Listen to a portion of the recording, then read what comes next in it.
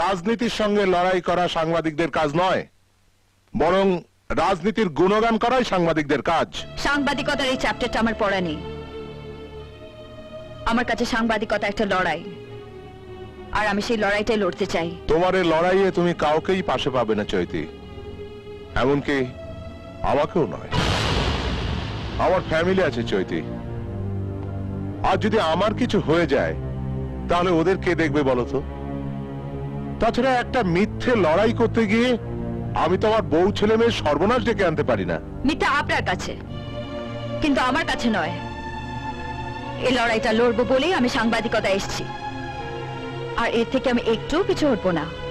রণদেব পালকে তুমি চেনো না চৈতি? আমার থেকে বেশি তাকে আর কেউ চেনে না। এই লড়াইয়ে আমার সঙ্গে আর কেউ থাকুক না থাকুক, একজনকে আমি নিশ্চয়ই আমার পাশে পাবো।